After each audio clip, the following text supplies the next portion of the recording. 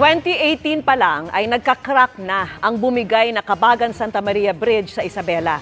Lumalapas po yan sa investigasyon ng Senate Blue Ribbon Committee. At nakatutok si Joseph Moro.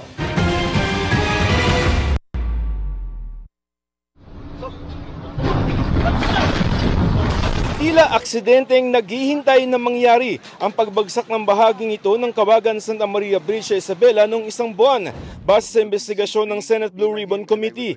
Lumabas kasi rito na taong 2018 pa lamang o 4 na taon matapos itong simulang gawin, nagka-crack na agad ang isang bahagi at arko nito. Ayon sa DPWH, nagturuan noon ang engineer ng tulay na si Engineer Alberto Cañete at contractor na RD Interior Junior Construction. Kaya nga kumuha ng third-party contractor ng DPWH para malaman kung saan may mali sa tulay. The integrity is already questioned by that time. Okay. Because it is not yet subjected to load. And Meron na. there are already perceived defects. The finding is that indeed there was there should be some adjustment as to the design. Natuloy ang retrofitting at pagpapatibay para kumpunihin ang mga bitak at iayon na sa bagong design code ng 2015. Nung una kasi itong idinisenyo noong 2014 ay 1997 code pa, ang latest na batayan ng lahat ng istruktura sa bansa. Pero natanong sa pagdinig kung bakit bago na naman ang kontrata para sa retrofitting. Nasa 200 million pesos ang ibinayad para dyan ng gobyerno sa parehong kontraktor. Isn't that an anomaly? Kung may cracks, sinong dapat magbayad? Wala pang 15 years yan.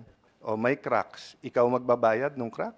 Kung taong 2018 pa pala may problema ang tulay, tanong ngayon ng Senado sino ang nanagot dito. Di sana raw ay naiwasan ang sakuna.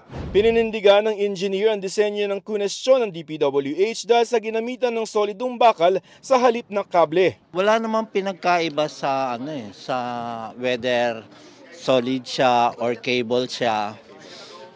Ang sinabi niya kasi flexible daw pag cable. Pero kung talagang sa structural engineering, walang pinagkaiba yung kable sa solid. Basta sinabi ko lang sa kanila na yung design ko kasi na-obsolete na siya dahil lumang code ang ginamit ko kasi 1997 pa.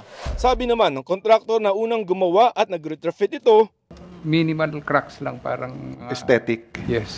Ba't hindi aesthetic po ang 275 million?